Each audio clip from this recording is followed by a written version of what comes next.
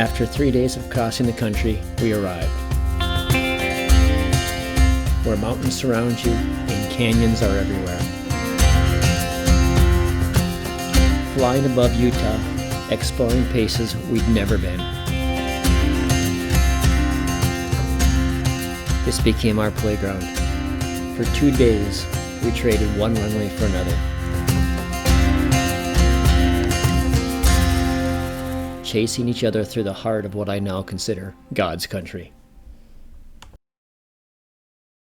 Aviation, the way it was meant to be.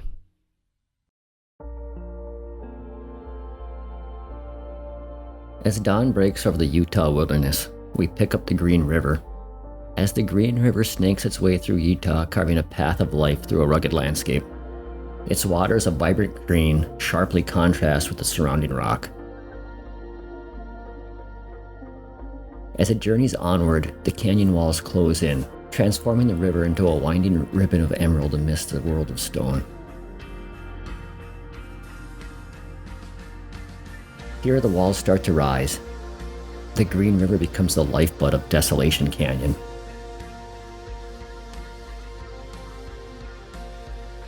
Desolation Canyon, a name that evokes images of isolation and untamed wilderness, is a fitting moniker for this rugged expanse. As we enter the canyon, Utah's first backcountry airstrip comes into view, on top of the sandstone cliffs nearly 1,000 feet above the Green River at an elevation of over 1 mile above sea level, is the 18-foot wide sand wash airstrip. After a quick touch and go, we continue down the canyon.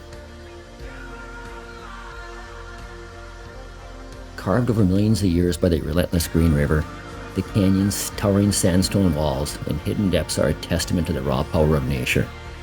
This 84-mile chasm, designated a wilderness study area, remains one of the most remote and pristine landscapes in the lower 48 states. As we fly above, the canyon unfolds like a breathtaking scroll, revealing a tapestry of colors and formations that captivated explorers and adventurers for generations.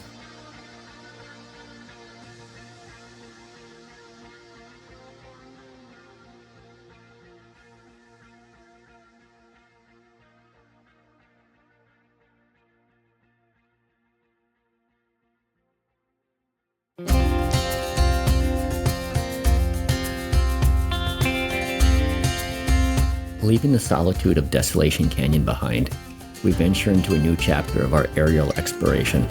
Our destination, Mexican Mountain.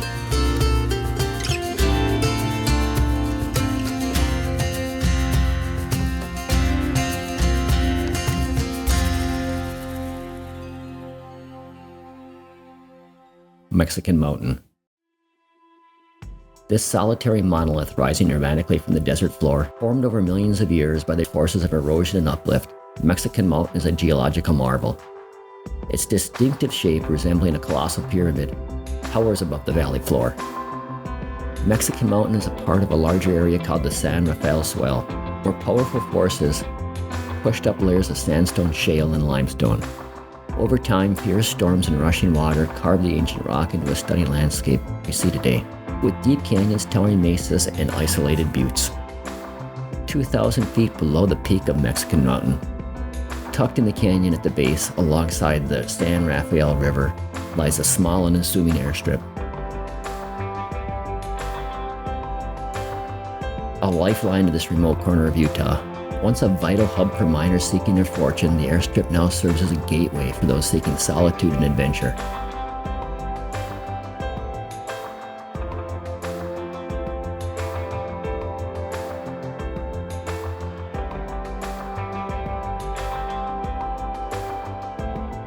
Named for the Mexican miners who once worked the area, the mountains and its surrounding area carry echoes of a bygone era.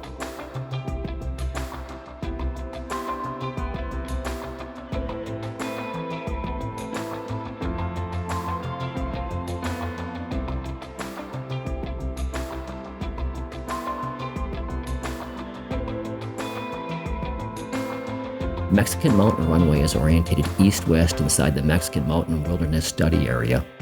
Tall trees on both sides of the runway present a hazard when landing to the east. Pilots typically land to the west and depart to the east.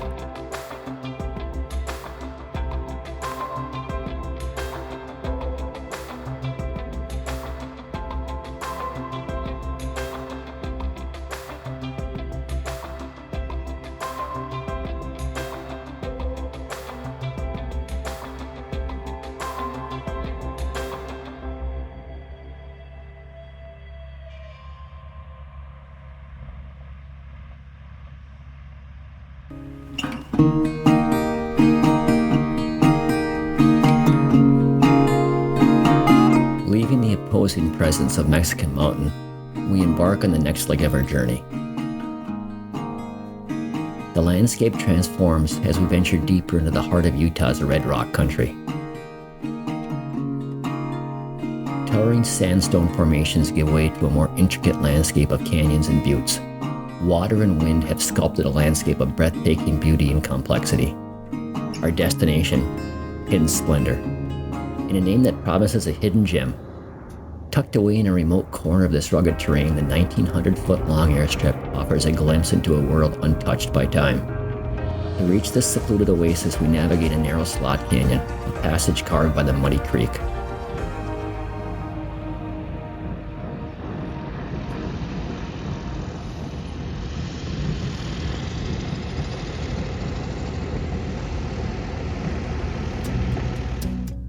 Sandstone walls striped with iron oxide rise on either side, creating a sense of awe.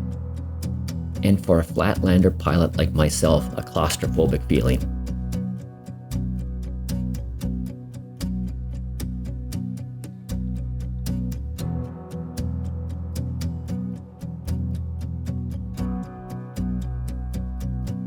Emerging from the canyon, Hidden Splendor unfolds before us. A small, unassuming airstrip surrounded by a landscape of contrasts. The soft curves of the desert meet the sharp edges of rock formations. Departing through this narrow canyon is also recommended because the terrain to the north rises fairly quickly and gives the impression of poor climb. It could be a problem on hot sunny afternoons. I can attest to this as I departed to the north, and I felt like the terrain was rising quickly. The 9,500-foot density altitude probably helped with this feeling.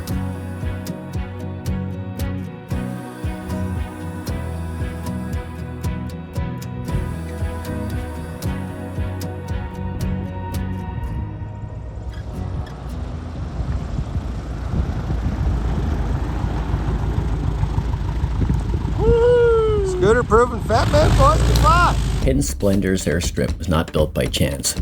It was a lifeline for uranium prospectors in the 50s, a time when this area was buzzing with activity.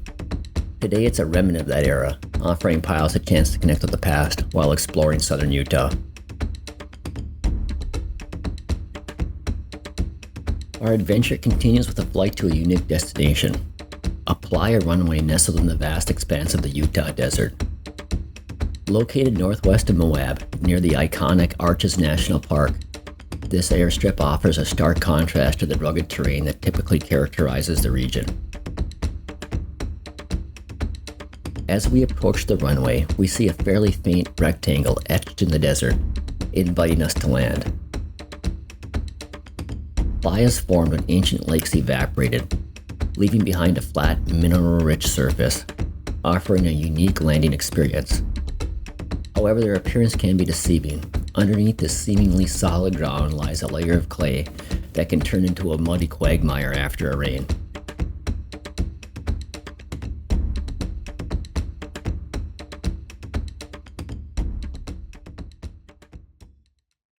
The cracked surface we see is a result of the Earth's expansion and contraction due to temperature fluctuations. With temperatures already climbing toward triple digits, the density altitude began to soar over 10,000 feet. Deciding to extend our stay on the Playa, we seek refuge under the wings of our aircraft to escape the relentless sun. The Playa, a vast empty canvas, offers an unparalleled sense of freedom.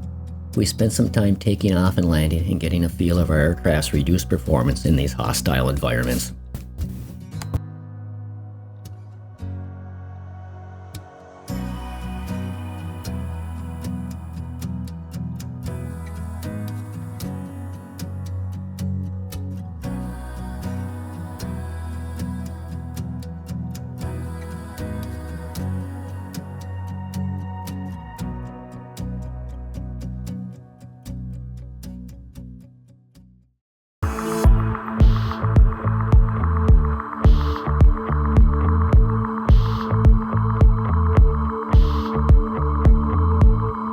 We visited a few backcountry strips called flats.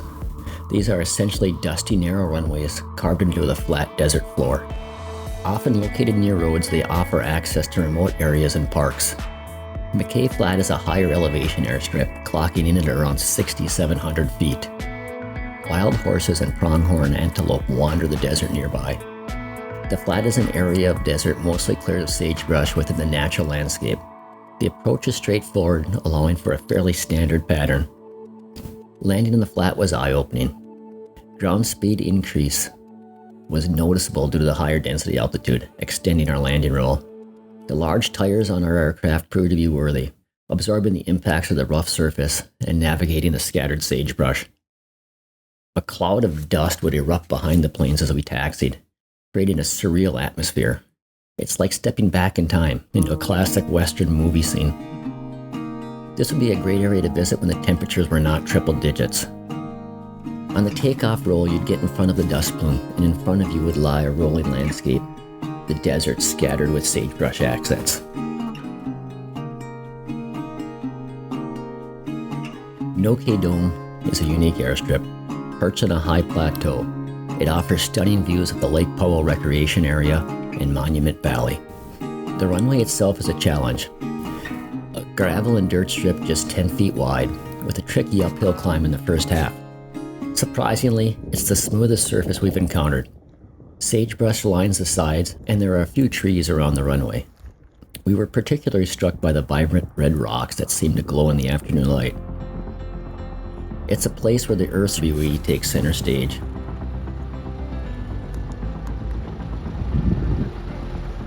There are stories of hidden caves and ancient petroglyphs around McKay Dome.